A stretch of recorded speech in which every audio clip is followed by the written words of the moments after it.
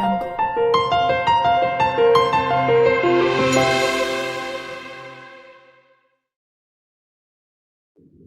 আসসালামু আলাইকুম। মুমতাজ মম লাইফস্টাইল চ্যানেলে আপনাদের সবাইকে ওয়েলকাম করছি আমার নতুন একটি ভিডিও দেখার জন্য। কাছে এবং দূরে যে যেখান থেকে আমার ভিডিওটি দেখছেন আশা করি সবাই অনেক ভালো আছেন। আমিও আলহামদুলিল্লাহ ভালো আছি। এই তো চলে আসলাম সকাল সকাল নাস্তা বানানোর জন্য। তো আমি সকালে ঘুম থেকে উঠে কি নাস্তা বানাবো ভাবতেছিলাম। তো এই তো বাসায় পাউরুটি ছিল। মুনথার বাবা সকালবেলা পাউরুটি আর কলা খেয়ে চলে গিয়েছে। তো আমিও ঘুম থেকে উঠে ভাবলাম এটা দিয়েই নাস্তা করে ফেলি। তো আমার মেয়ের পছন্দ মতো আমি নাস্তাটা বানিয়ে নিতেছি। আমি স্যান্ডউইচ পছন্দ করি, ভিতরে যে ডিম ভাজাটা দিয়ে তারপরে শসা তারপরে পেঁয়াজ কুচি তারপরে সস এগুলো দিয়ে যে স্যান্ডউইচটা বানাই, এটা শরীরের জন্য ভালো, তেল থাকে না। তো ওটাই আমার পছন্দ, কিন্তু আমার মেয়ে ওটা খেতে চায় না। ও এভাবে ডিম দিয়ে চুবিয়ে তারপরে তেলে ভেজে দিলে এটা খেতে বেশি পছন্দ করে। তো ভাবলাম ওর পছন্দ মতোই নাস্তাটা বানিয়ে নেই, তারপরে দুজনে খেয়ে ফেলি, কারণ দুজনের দুই রকমের নাস্তা বানাতে বেশি সময় লাগবে। তো এই তো তারপর তো দেখতে পাচ্ছেন আমি কলা সবসময় এভাবে ঝুলিয়ে রাখি, এতে করে বেশি দিন ভালো থাকে। তো এই তো আমি দুটো কলা ছিঁড়ে নিতেছিলাম, দুজনে খাবো। এই তো এই পাউরুটি আর কলা, এটা খেয়ে তারপরে একটু দুধ চা বসিয়ে দিলাম। সকালে চা খেতে আমার কাছে অনেক বেশি ভালো লাগে। তো সব সময় চা বানানো হয় না, কারণ তাহলে আবার নেশা হয়ে যাবে, এটা ভেবে সব সময় চা বানাই না। কিন্তু যেদিন নাস্তা করে আমার একটু মনটা ভরে না, একটু কেমন যেন লাগে, তখন এই চাটা বানিয়ে ফেলি। ভাবি যে চাটা খেলে একটু আরাম লাগবে, ভালো লাগবে। তো এই তো আমি একটু দুধ চা বানিয়ে নিলাম আমার মন মতো করে। এই তো এরপরে চাটাকে ঢেলে আমি খেয়ে নিব। এরপরে চলে আসলাম রান্না করতে। তো আমি আজকে আমার খুবই পছন্দের একটা জিনিস রান্না করব, আর সেটা কচু। এটা আমার অনেক অনেক বেশি পছন্দের একটা জিনিস। তো এটা সবসময় আমার খাওয়া হয় না ঢাকাতে। তো আমি মুনথার বাবাকে অনেক রিকোয়েস্ট করে তারপরে কচুটা আনিয়েছি। ও সবসময় বলে যে এই কচু ভালো লাগে না, ওর কাছেও খেতে নাকি তেমন বেশি ভালো লাগে না। তো আমি বললাম যে আমি খাবো, সমস্যা নাই। এরপরে ও নিয়ে আসছে কচুটা।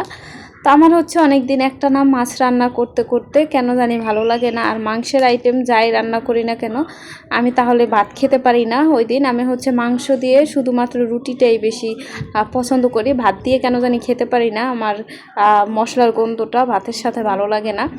তো আমি মাছ পছন্দ করি, সব সময় মাছ বেশিরভাগই আমি মাছ রান্না করি। তো এই তো অনেকদিন মাছ খেতে খেতে তাও আর ভালো লাগতেছিল না, মাছ থেকে কেমন গন্ধ লাগতেছিল।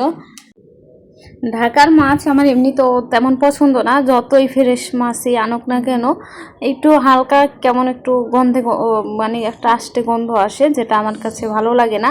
আর গ্রামের মাছগুলো কিন্তু একদম ফ্রেশ, মাছ খাই কি না সেটাই বোঝা যায় না। তো ঢাকার মাছগুলো কিন্তু এরকম না, অনেক ভালোভাবে ধুয়ে তারপরে রান্না করতে হয়। তো এই তো আমি কচুটাকে বসিয়ে দিলাম। প্রথম তেলের ভিতরে পেঁয়াজটাকে লাল লাল করে ভেজে তারপরে একটু সামান্য আদা বাটা আর রসুন বাটা দিয়েছি।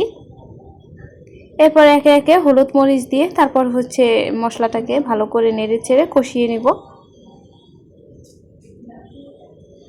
এরপরে স্বাদ মতো লবণ দিয়ে দিব। আর এই তো আমি চিংড়ি মাছগুলো কেটে রেখেছিলাম, ভালো করে পরিষ্কার করে ধুয়ে রেখেছি, এটাকে দিয়ে দিলাম। চিংড়ি মাছটা দিয়ে তারপর ভালো করে কষিয়ে নেব।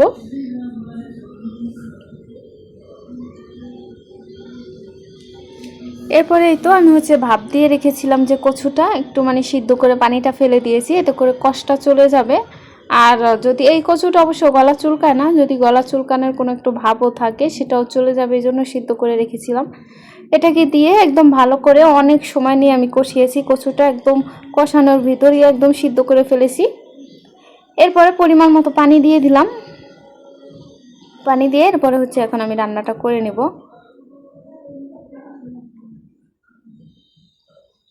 এই তো এই কচুটা কেন যেন ভাসে, আমি দেখলাম যত সিদ্ধ করেছি অনেক সময় নিয়ে তাও ভাসতেছিল, কচুটা মনে হয় এরকমই।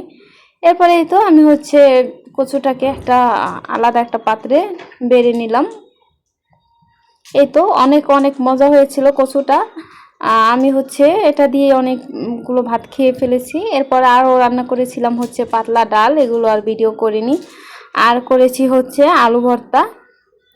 তো এই তো মানে মাছ খেতে খেতে আর ভালো লাগতেছিল না, একটু সিম্পল খাওয়া দাওয়া ভালো লাগতেছিল। তো আমার হাজব্যান্ড হচ্ছে দুপুরে বাসায় খায় না, তো এই জন্য আমার কোনো টেনশনও থাকে না। তো রাতে হচ্ছে আবার একটা ডিম ভেজে তারপরে হচ্ছে ওকে দিয়েছিলাম।